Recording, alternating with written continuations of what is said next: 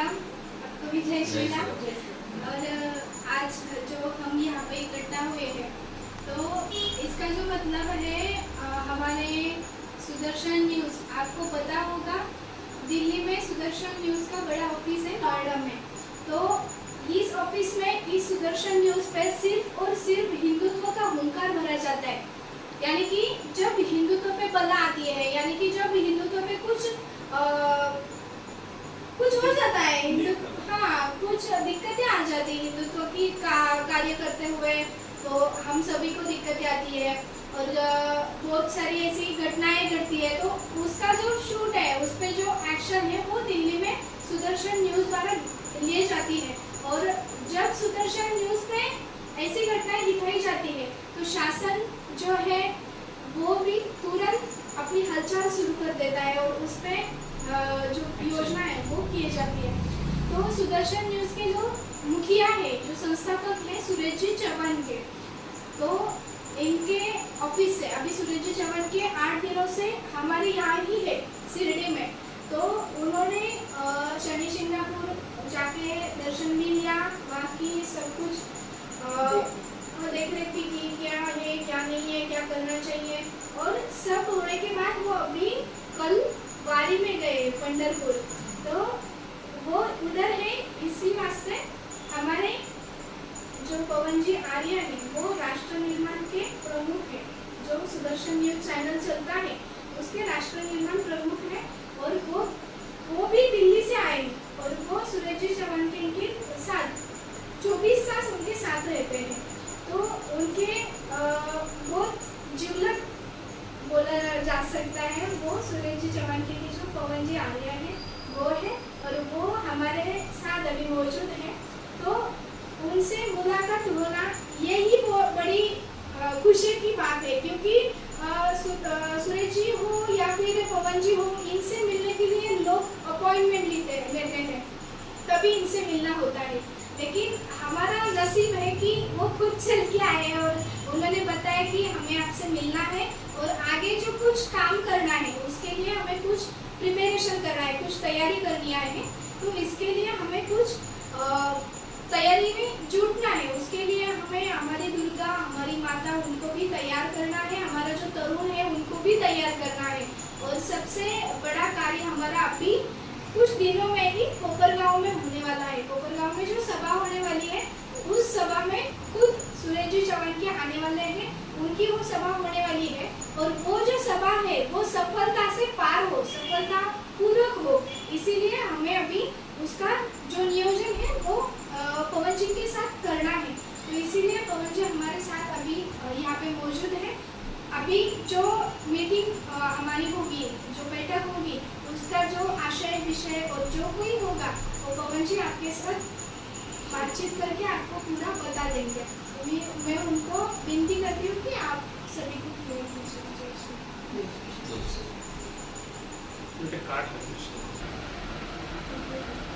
अच्छा जी, जय श्री राम। जय श्री राम। जय श्री राम। जय श्री राम। हर हर महादेव। हर हर महादेव। छत्रपति शिवाजी महाराज की जय। छत्रपति शिवाजी महाराज की जय। छत्रपति संभाजी महाराज की जय। छत्रपति संभाजी महाराज की जय। माता जीजाबाई की जय। माता जीजाबाई की जय। मेरे प्रिय बहनों,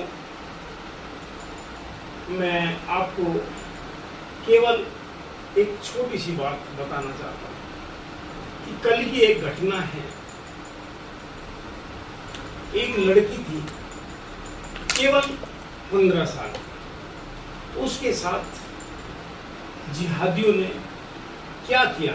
छोटी बच्ची है, उसे धमकाया, पकड़ के पहले धमकाने के बाद उस लड़की को कहा कि हमारे साथ चल, और 15 साल की बच्ची डर गई। डरने के बाद में उसके साथ उन्होंने गलत किया, और वो अब 17 साल की है।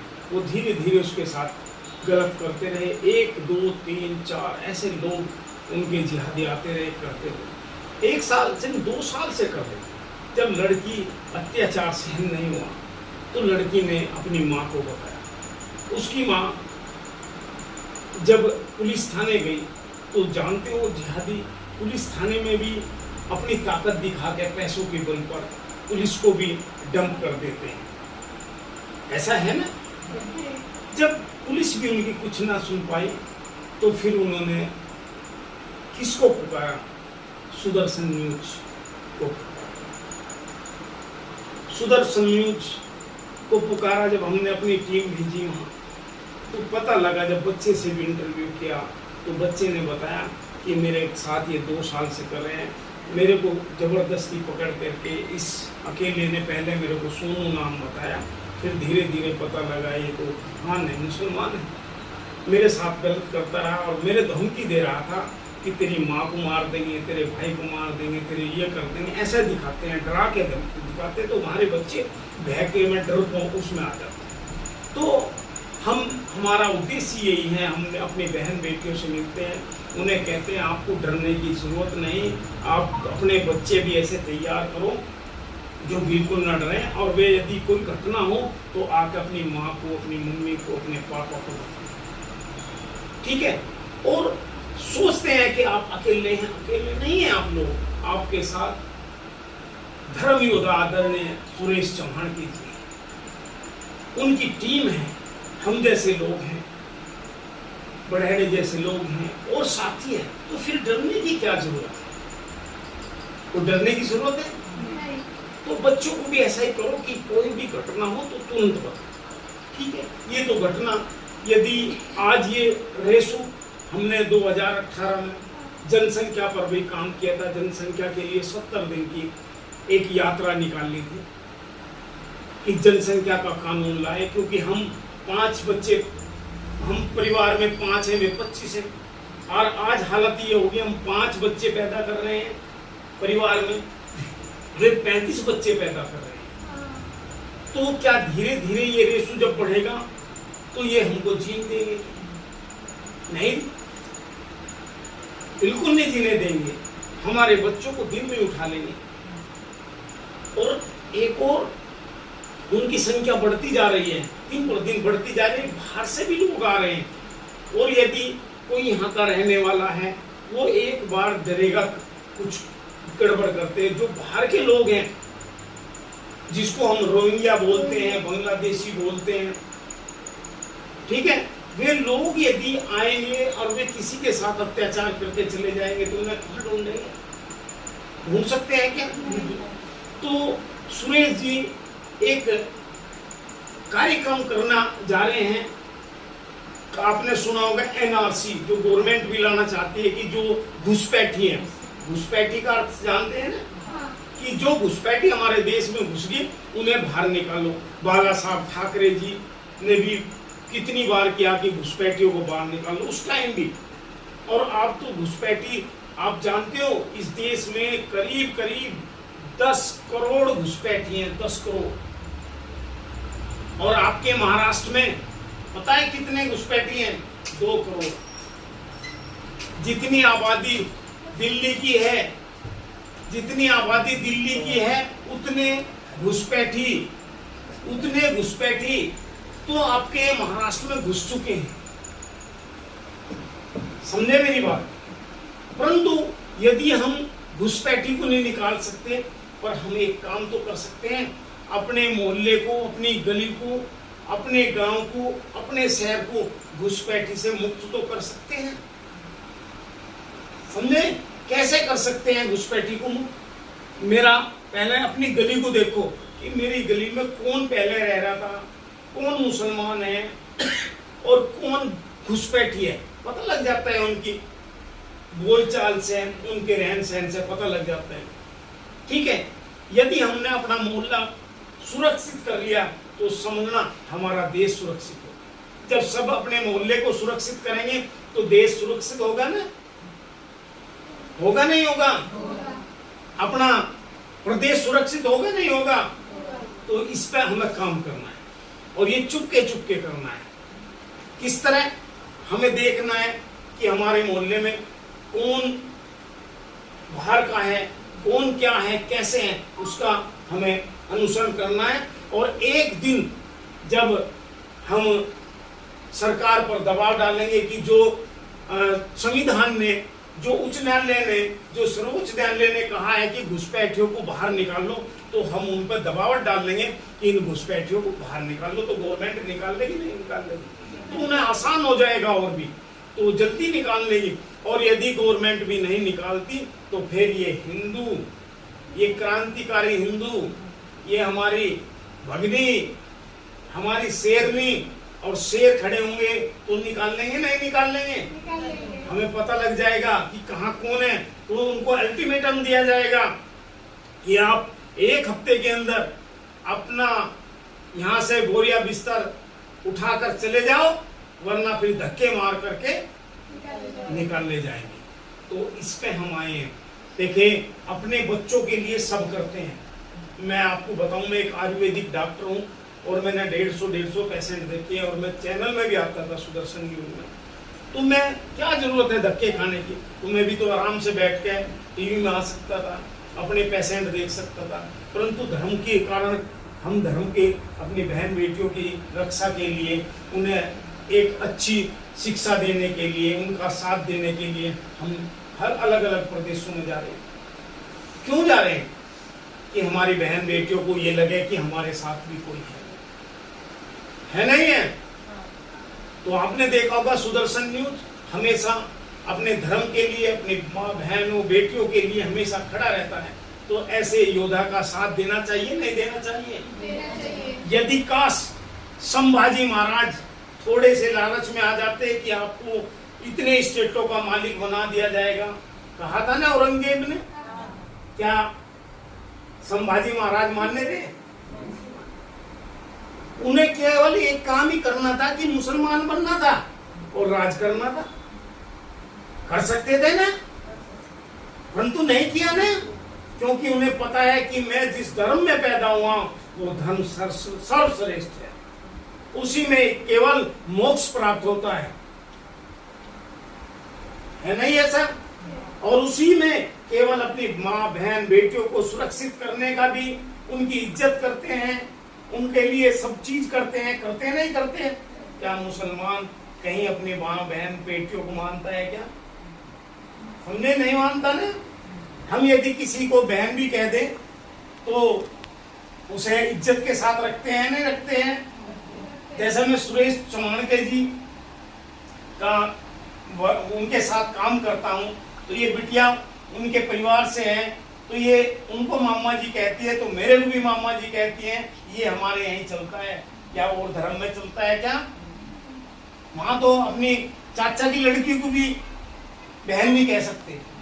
तो ये हमारा इतना सुंदर सनातन धर्म है, इसे मिटने नहीं देना।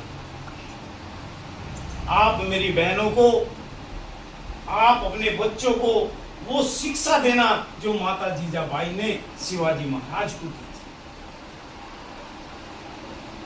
समझे? अपने लिए तो एक चींटी, एक कोई भी अपने बच्चों का भरण पोषण पालन करता है नहीं करता है? करता है नहीं करता है? परंतु केवल एक हिंदू ही है जो अपने धर्म के अनुसार दूसरे की माँ बहन बेटियों को भी अपनी। तो मैं यही कहना चाहता हूँ कि हमें, आप महिला हैं, चुपके से सिर्फ ये देखना है कि हमारे क्षेत्र में कोई ऐसा लोग तो नहीं रह रहे जो कल को हमारे साथ ही कलेश पैदा कर। समझे? इतने लोग आ चुके हैं घुसपैठी, उस पर नजर रखनी है आपको, और जो अपने धर्म का काम करें सपोर्ट करना चाहिए उनको। क्योंकि यदि आज इन पे कोई अकेला कोई अत्याचार 10-20 बंदे गुंडे आ जाए इनके, तो या क्या केवल अपने बेटे या पति से उसकी रक्षा कर सकते हैं क्या? फिर इनके साथ और लोग आएंगे जब इनकी रक्षा होगी।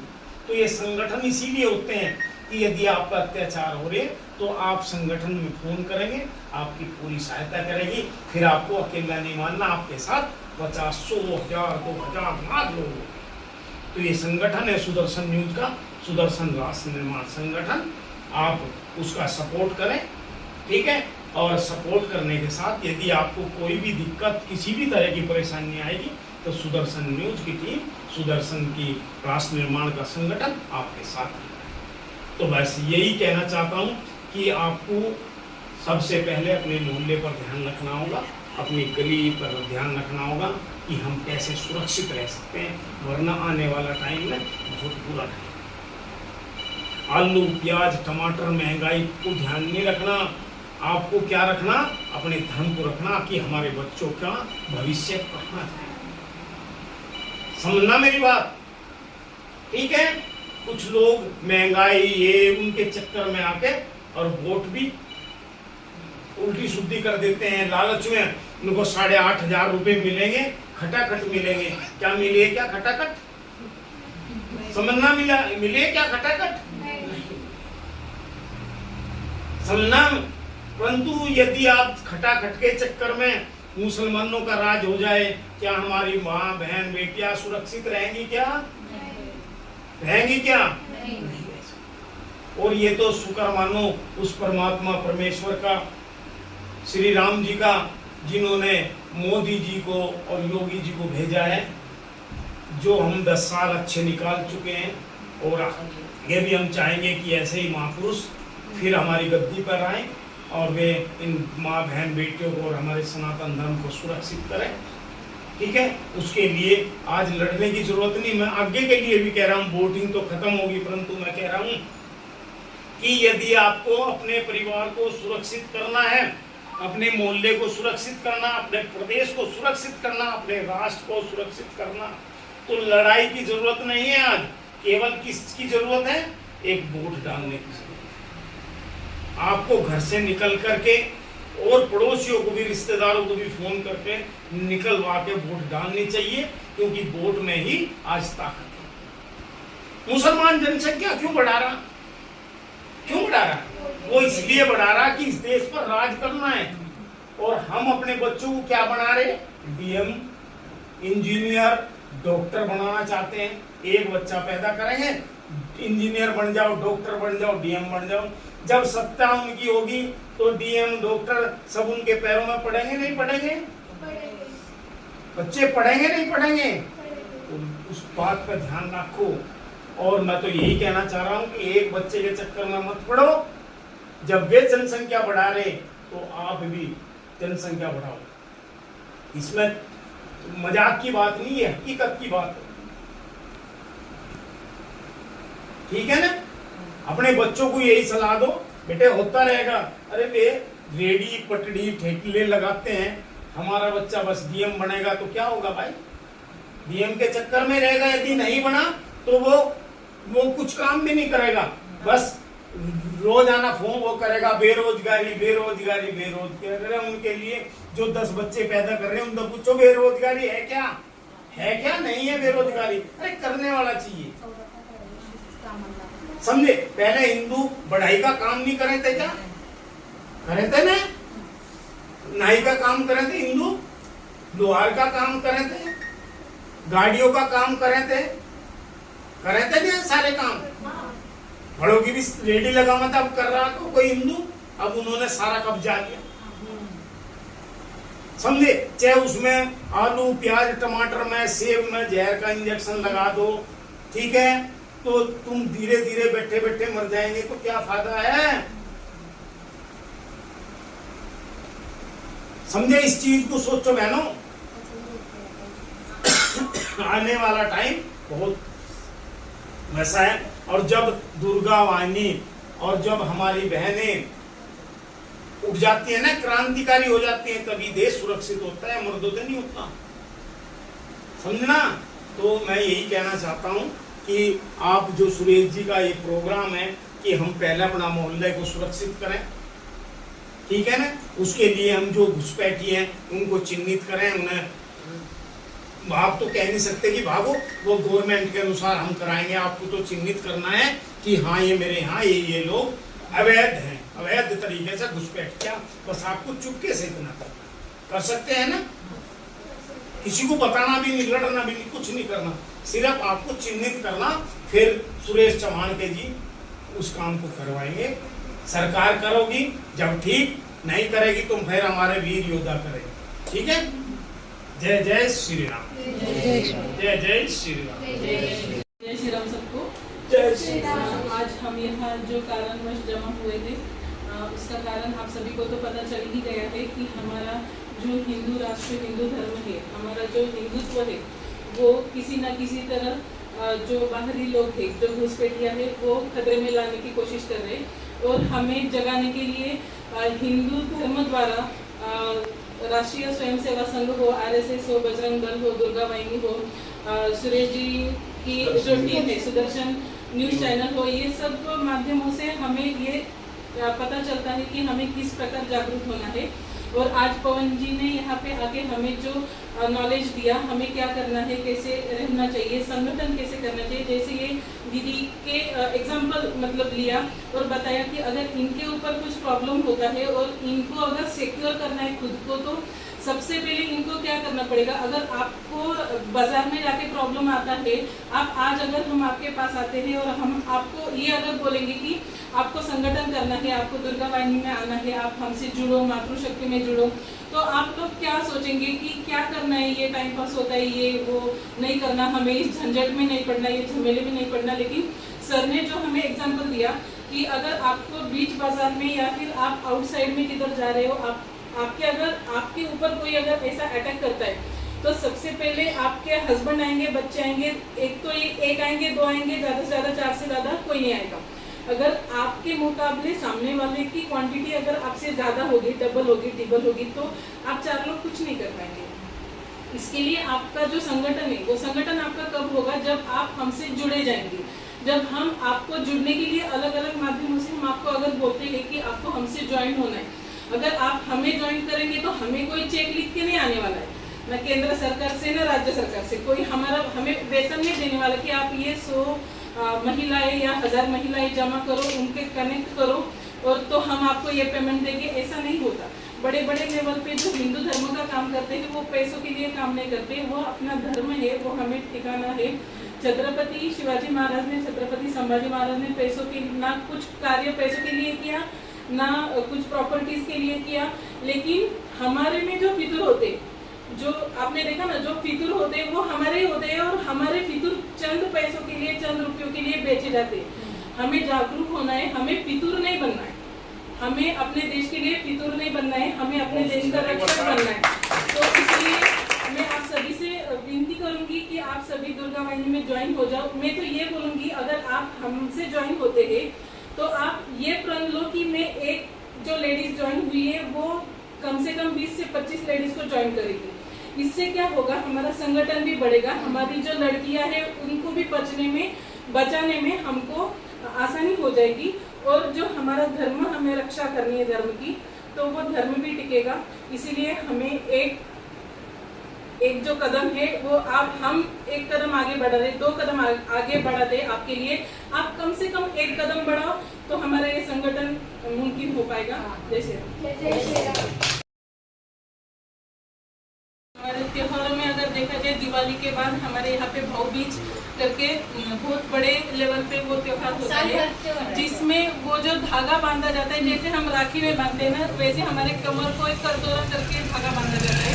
तो वो करदोरे के हर मतलब 100% शॉप ये लोगों की होता क्या है, हिंदुओं में इतना इन्वेस्ट करना मतलब पैसे उनको आते नहीं है। जैसे आपने बोला ये लोगों को वक्फ बोर्ड सपोर्ट करता है, तो मैं आपसे ये गुजारिश करती हूँ कि अगर हमारे कुछ संगठन हमें अगर इकोनॉमिकली एज अ लोन के तौर पे अगर आप देते हैं, लोन मीन्स आप उस पर इंटरेस्ट तो लो ही मत, मैं पहले ये बोलूँगी, अगर लेना भी हो तो 1 या 2% आप ये कर सकते हो। अगर इनको फंडिंग अवेलेबल हो जाए तो हम फ्रूट से लेके, करदोरा से लेके, जो भी इनके बिजनेस है वो सब बिजनेस हम खुद करने के लिए तैयार है। हमारा ये बिजनेस भी होगा, हम मार्केट में जाके वो भी बिजनेस करेंगे, और बाकी के जो लड़कियां, औरतें हैं या फिर युवा है, उनको भी इससे प्रेरणा मिल जाएगी। आपको मतलब सपोर्ट क्या करना है कि 1 टाइम जो फर्स्ट इन्वेस्टमेंट जो होगी ना, उसके लिए हमें धर्म से सपोर्ट चाहिए, और 2nd टाइम में वो तो खुद की इनकम से और वो क्या अपना होता है इम्प्रूव मामा कर जी, सकते जब ये सब कुछ चलता है तो इसमें भी वो जिहाद कर देते हैं। अभी मेहंदी जिहाद आ चुका है, जब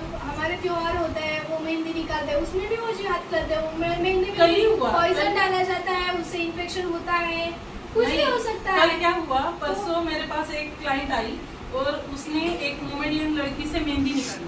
मेहंदी नीचे पूरी मतलब डिजाइन थी, अच्छी थी, लेकिन जब मैंने ऑब्जर्व किया तो उसके ऊपर सबसे पहले उसने ताजमहल डाला, उसमें उर्दू में कुछ तो भी लिखा जो हमें उर्दू पढ़नी आती नहीं। जब मैंने देखा तो वो बोले अरे हाँ इसने तो ये कर दिया।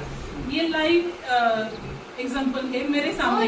मैंने मेरे खुद के पैसे से मेहंदी लाई, उसको बिठाया, उसको वो पूरा ताजमहल उसका मिटाया हाथ के ऊपर से, उसमें डिजाइन ऐड कर दी और उसको फिर कंटिन्यू किया।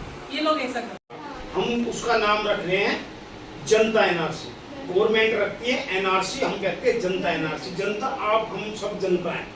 हम यदि गवर्नमेंट के ऊपर न टिक के हम खुद ही लोगों को देखें कि कौन बाहर का कौन घुसपैठी है, तो वो एक प्रकार की जनता एनआरसी। उसका जो ये मानो उद्घाटन बहुत जल्दी, उनका जो ओपनिंग करेंगे हमारे आदरणीय धर्म योद्धा सुदर्शन न्यूज के जो मालिक हैं, चेयरमैन हैं डॉक्टर सुरेश चमानके जी, उनके द्वारा ये कार्यक्रम होगा और उसमें सभी भाग लेंगे और उसकी बहुत जल्दी तारीख भी घोषित होगी। ठीक है, आपको जरूरत नहीं, जब भीड़ होगी गवर्नमेंट को भी दिखाएंगे कि हमारे पास इतनी भीड़ है, जो भी घुसपैठी है उन्हें जल्दी बाहर निकालो। और घुसपैठी को भी डर होगा कि अब ये जग चुके हैं, तो वो उनका क्या है, एक दो कपड़े होते हैं ठाकर बोल चल देंगे। लेकिन sir I want to ask one question. हाँ, अभी सुनो, अभी हमने जब ये उत्तराखंड में आपने सुना होगा, मेयर विवेकानंद जी गए थे, वहाँ हमारे जो घोड़े वाले हैं ना उत्तराखंडी, उन पर अत्याचार कर रहे थे, माँ बहनों के साथ अत्याचार कर रहे थे। वहाँ भी ऐसा ही था, माहौल में बाहर आकर दिल्ली रहते थे, वे उनके वहाँ कब्जा करके उन पर जब अत्याचार करना शुरू कर दिया था। जब हमें पता लगा, हम सुदर्शन न्यूज की तरफ से गए, हमने जो बीड़ा उठाया ये कि बाहर निकाल लो इनको, खाली कराओ दुकान, कोई भी दुकान नहीं देगा इन्हें, कोई मकान नहीं देगा। जब हमने करा, सब ने वो कर दिया कि भाई मेरा खाली कर, मेरी दुकान खाली कर। पता लगा अगले दिन सोइयो चल दिए बिस्तर ठाठा, समझे। और जब एक जगह की लहर आई तो दूसरी जगह भी यही कर दिया, तीसरी जगह भी। उत्तराखंड में काफी अच्छा हो गया था। तो आज हम भी यही कह रहे हैं, यदि हाँ 2 करोड़ घुसपैठी हैं और यदि 2 करोड़ कम नहीं होते, यदि अत्याचार करना शुरू कर दे तो क्या होगा हालत। 10 करोड़ है टोटल, समझे। टोटल इस देश में 10 करोड़ है।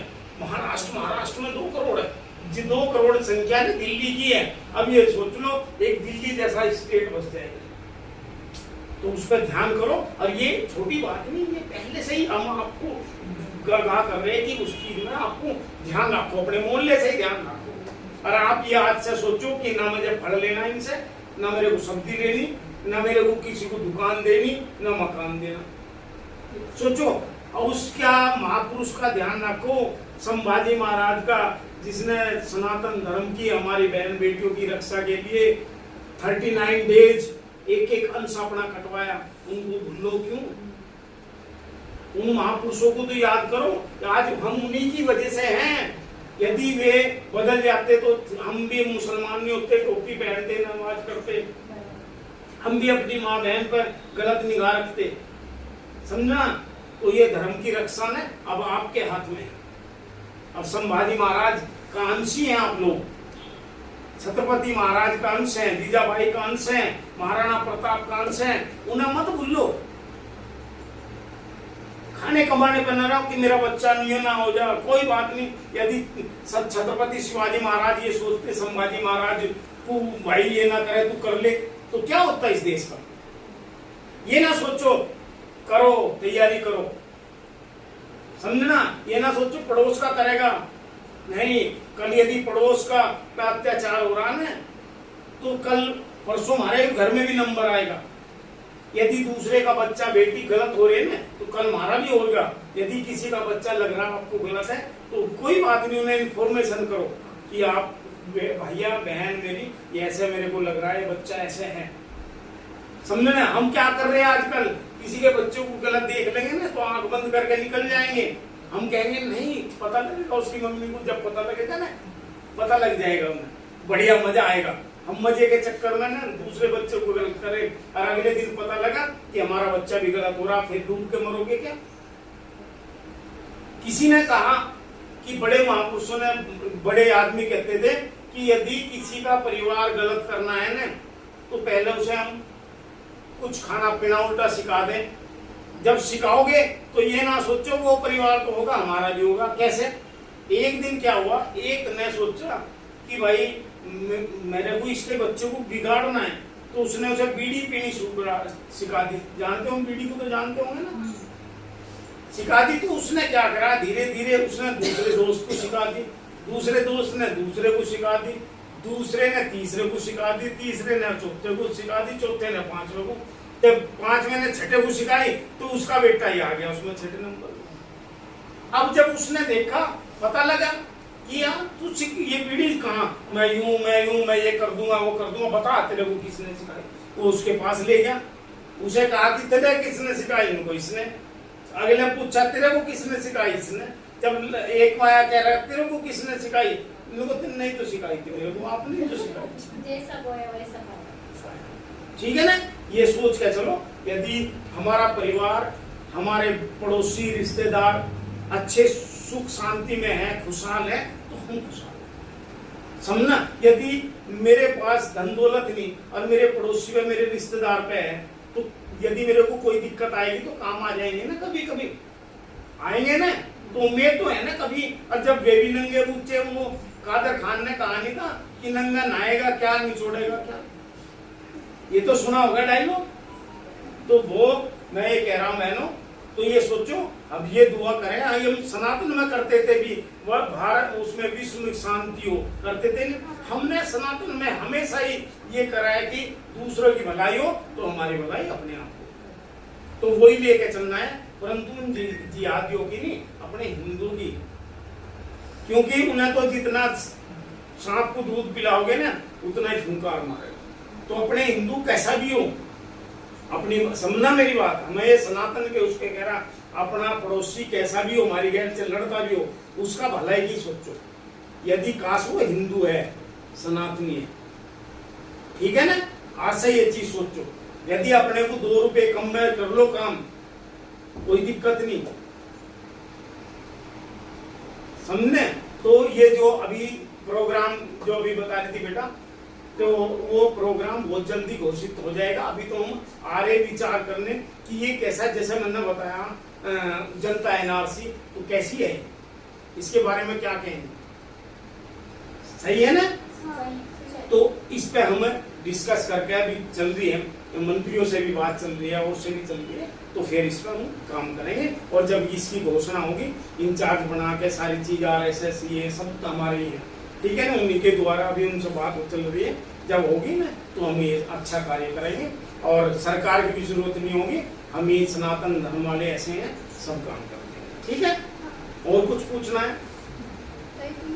हाँ, मुझे ये पूछना था, मतलब जब हम देखते हैं कि सब आधार कार्ड वगैरह सब बनाने के जो सेंटर है, ये लोगों के लिए सब, तो जब टेंडर निकलता होगा कि आधार कार्ड का सेंटर यहाँ पे देना है वहाँ पे देना है, तो ये लोगों को ही क्यों? तो 1000-2000 आदमी आएगा और जो कोई कर नहीं रहा उसके पास एक चील भी नहीं आएगी, तो क्या फायदा उस जिंदगी का है क्या? तो ऐसे पढ़ो जो हमें मरने के बाद भी 1000-2000 आदमी ये तो कहें यार बहुत अच्छी थी, ये बहुत बढ़िया, गलत तो नहीं कहा है मैंने, तो इस पर ध्यान करो। हाँ, अब पूछिए। मुझे आपसे ये पूछना था, जो आज हम पे ये नौबत आई है कि बहुत सारे रोहिंग्या जो है, जो एंट्री करते हैं हर एक स्टेट में, गांव में, जिले में, तालुका लेवल पे, तो उनके आधार कार्ड सेंटर जो है, आज जो नौबत आ रही है कि उनके आधार कार्ड रातों रात बदल जाते हैं। जैसे कोलहार में, एक सेकंड, इन्होंने तो क्वेश्चन, आप खड़े हो जाओ सर, बहुत सुंदर क्वेश्चन कर रहे हो। आपको 5-6 क्वेश्चन करने में उनका जवाब दूँ। आ जाओ सारे ऐसे, आजा बेटे यहाँ आ जाओ, बेटिया इधर का नहीं आएगी तो क्या फायदा उस जिंदगी का है क्या? तो ऐसे पढ़ो जो हमें मरने के बाद भी 1000-2000 आदमी ये तो कहें यार बहुत अच्छी थी, ये बहुत बढ़िया, गलत तो नहीं कहा है मैंने, तो इस पर ध्यान करो। हाँ, अब पूछिए। मुझे आपसे ये पूछना था, जो आज हम पे ये नौबत आई है कि बहुत सारे रोहिंग्या जो है, जो एंट्री करते हैं हर एक स्टेट में, गांव में, जिले में, तालुका लेवल पे, तो उनके आधार कार्ड सेंटर जो है, आज जो नौबत आ रही है कि उनके आधार कार्ड रातों रात बदल जाते हैं। जैसे कोलहार में, एक सेकंड, इन्होंने वक्फ बोर्ड है, उनके पास इतनी संपत्ति है वक्फ बोर्ड के जो भारत सरकार के पास है, लेकिन अगर आज हमारे गद्दी पे अगर एक पीएम है जो पीएम सब देश चला रहा है, तो वक्फ बोर्ड की जरूरत इंडिया में क्यों आ गई? हाँ बिल्कुल, ये बोर्ड को आप अलाउ क्यों करते बिल्कुल हैं? ये वक्फ बोर्ड जो है कांग्रेस के जमाने से बना हुआ है, ठीक है, उन्होंने बनाया था कांग्रेस ने, और हम आज ये सारी बहनें और भाई ये गवर्नमेंट से मांग करते हैं कि वक्फ बोर्ड को खत्म किया जाए, नहीं तो एक हिंदुओं का भी हिंदू बोर्ड होना चाहिए। नहीं, अगर कांग्रेस ने वक्फ बोर्ड बनाया तब कांग्रेस की सत्ता थी। अगर आज बीजेपी की सत्ता है तो बीजेपी के लिए राइट है, बीजेपी को अगर राइट होंगे तो बीजेपी ने वक्फ बोर्ड खारिज करना चाहिए, वक्फ बोर्ड को बढ़ावा नहीं देना चाहिए। बहुत बढ़िया। मोदी जी ने जो 400 पार का नारा दिया था वो इसीलिए तो था कि हम इतने कानून लाएंगे, जो गलत गलत कानून है सबको हटाएंगे, परंतु हिंदू ने ही सपोर्ट नहीं किया। हिंदू ने तो किया है, परंतु जो सेकुलर हिंदू है ना, उन्होंने सपोर्ट नहीं किया, जो इनसे मिले हुए हैं। तो इसमें परंतु हम जब भी मोदी जी से, अमित शाह जी से और योगी जी से सभी आशा करते हैं कि इन बोर्डों को खत्म किया जाए और हिंदुओं को दोयम दर्जे का नागरिक ना बनाया जाए। और एक जो वोटिंग होता है उसमें वो जो रोहिंग्या है ना, उनका वो वोटिंग लिस्ट से नाम निकालना चाहिए, क्योंकि उससे ही हमें ये जो 400 पार का नारा हमने लगाया था वो सक्सेस नहीं हो रहा। इसका जवाब, इसका जो सब कुछ हो रहा है इसके वास्ते ही हो रहा है। देखिए साक्षी जी कितनी अच्छी बात कही कि जो रोहिंग्या हैं उनके कारण ही मोदी जी के 400 का ना पूरा नहीं हो पाया। किस तरह ये मैं बताना चाहता हूँ, यदि एक लोकसभा में 20,000 से 30,000 भी रोहिंग्या आगे होंगे ना, 20,000 आगे तो 20,000 वोट तो बढ़ेगी, और 20,000 वोट बढ़ने के कारण ही मोदी को हार का मुंह देखना पड़ा। तो मैं सभी के माध्यम से यह मोदी जी से कहना चाहता हूं कि मोदी जी, जो हमारे सुप्रीम कोर्ट ने कहा है कि जो बाहरी लोग आए हैं, जो घुसपैठी आए हैं, उन्हें बाहर निकाल लो, रोहिंग्या को बाहर निकाल लो, बांग्लादेशी को बाहर निकालो, ये निकालो, नहीं तो एक दिन ये हिंदू ही बाहर निकलने का कगार पे हो जाएगा। क्योंकि अगर हम जो सेक्युलर हिंदूज और वो जो बात कर रहे हैं, हमारे में से ही जो हिंदूज है जो फितूर हो गए, इन सबको हम फेस कर रहे हैं। मैं इस चैनल के माध्यम से मोदी जी को, योगी जी को, सबको ये बोलना चाहूंगी कि अगर राइट्स आपके हाथ में है तो आप हिंदुओं के साइड में, आप हिंदुओं के पक्ष में आप जो डिसीजन है, जो समझो ये वक्फ बोर्ड का कायदा हुआ, ये आधार कार्ड सेंटर जो है, ये आधार कार्ड सेंटर के माध्यम से जो आधार कार्ड जिहाद हो रहा है जी, जैसे हम अलग अलग टाइप्स के जिहाद बोल रहे थे, ये आधार कार्ड जिहाद हो रहा है, और ये जो लैंड जिहाद भी कर रहे हैं, हमारे आजू बाजू में भी बहुत ज्यादा पैमाने पे इनका जो है खरीदारी चल रही है। इनको वक्फ बोर्ड देता है वो बात छोड़ दो, आज अगर आपने वक्फ बोर्ड को बंद नहीं किया तो हो सकता है कि आप मान लो कि ये हिंदुओं की जो कष्ट करने की या फिर इनकी जो सामने वालों को मुंह तोड़ जवाब देने की जो कैपेसिटी है वो कहीं ना कहीं कम होने के लिए सरकार ही जिम्मेदार होगी, अगर सरकार इस पे कुछ एक्शन नहीं लेगा तो। बिल्कुल, जो अभी सुरेश जी लाने वाले हैं ना, जनता एनआरसी, हाँ। जनता एनआरसी का मैंने अभी आपको डिटेल से बताया जनता एनआरसी क्या है। मैं फिर आपको एक बार चैनल के माध्यम से जनता एनआरसी में बताना। जनता एनआरसी में क्या है कि अपने मोहल्ले से, अपने पड़ोस से, अपनी दुकान से, अपने मकान से और अपने क्षेत्र से चुन चुन के उन घुसपैठियों को बाहर निकाल लो जो हमारे सुप्रीम कोर्ट ने एनआरसी में कहा है, और ये ही जनता एनआरसी है। तो मैं सभी बहन बेटियों भाइयों से कहना चाहता हूं कि आप बढ़ चढ़ करके जनता एनआरसी का कार्य करें।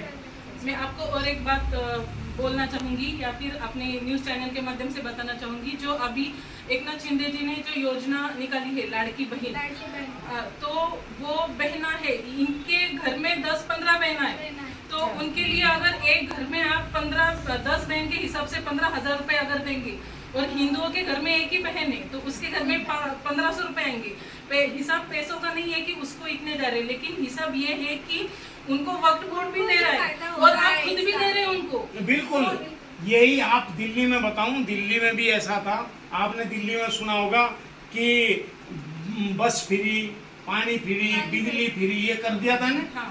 ठीक है, अब यदि आप सोचो कि एक मुस्लिम परिवार में 10 परिवार है, 10 के 10 अलग अलग रह रहे हैं, तो सबको बिजली पानी फ्री मिल गया। हाँ, हिंदू का परिवार केवल एक है, उसे एक को फ्री मिलेगा।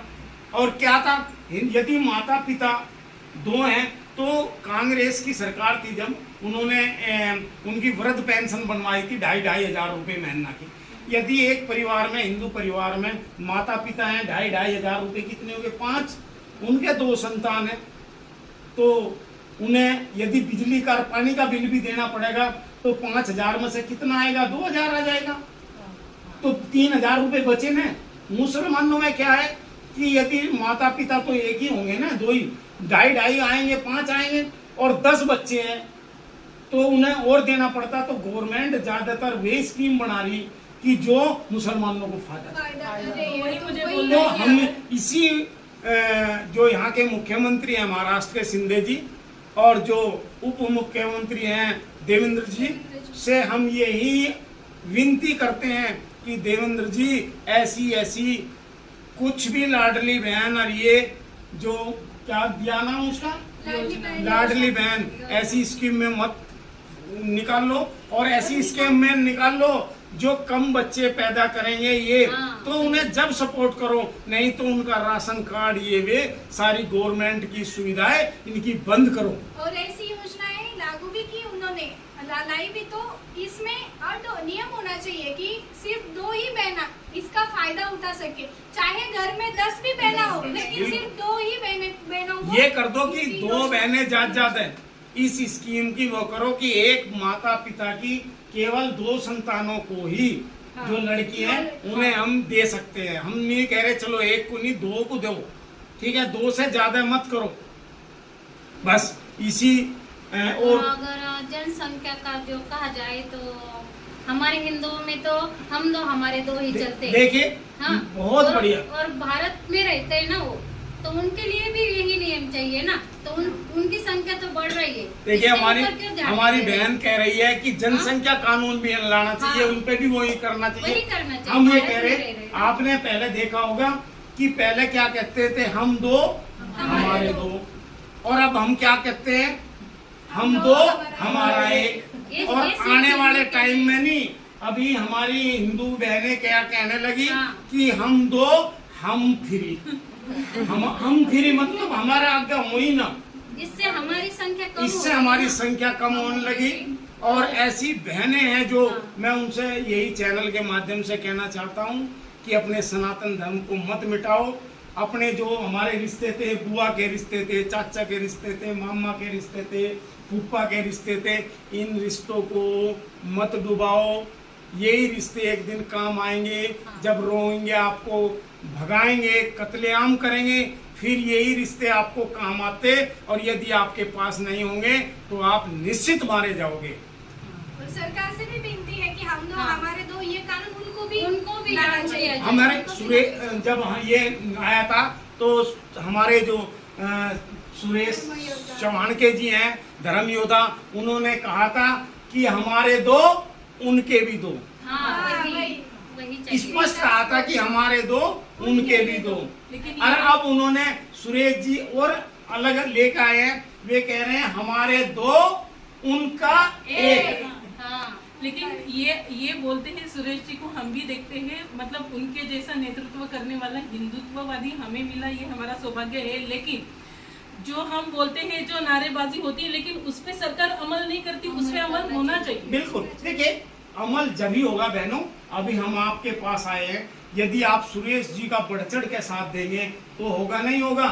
कि मुसलमान क्यों तरह कम है, कितने हैं, 20-30% मान लो, परंतु ये मस्जिद में ना और वोटिंग टाइम पर अपनी ताकत दिखा देते हैं। कोई प्रोग्राम होता है, जुलूस होता है, उनके त्योहार होते हैं, पूरी फोर्स वो दिखा देते हैं ताकत, तो गवर्नमेंट झुकती है उनके सामने। आप भी अभी सुरेश जी का जब ये जनता एनआरसी का कार्यक्रम होगा, आप इस पे बढ़ चढ़ के सभी हिंदू भाग लेंगे तो गवर्नमेंट झुकेगी नहीं झुकेगी, करेगी नहीं करेगी, क्योंकि गवर्नमेंट को ताकत चाहिए सामने वाले की। और जब आप ताकत नहीं दिखाओगे, वोटिंग के टाइम पे घर में एसी में सोओगे तो फिर क्या होगा। तो मैं यही कहना चाहता हूं कि 2 टाइम ताकत दिखानी पड़ती है। एक टाइम कब, जब वोटिंग हो, और दूसरी तरफ जब आपके त्योहारों या कोई धर्म योद्धा आगे बढ़ के काम कर रहा हो उसका सपोर्ट करने के। यदि आपने 2 बार ताकत दिखा दी आप विजयी। और एक जो वोटिंग करते हैं उसी वक्त रोहिंग्या जो है वो पूरी ताकत से वोटिंग करते हैं, लेकिन हमारे जो हिंदू है घर में 4 हिंदू वोटिंग के होते हैं लेकिन सिर्फ 2 ही वोटिंग के लिए जाते हैं। तो सरकार ने ऐसा भी करना चाहिए कि हिंदू में से जो वोटिंग को नहीं जाएगा तो उसको जो योजनाएं हैं उसका लाभ नहीं लेना चाहिए।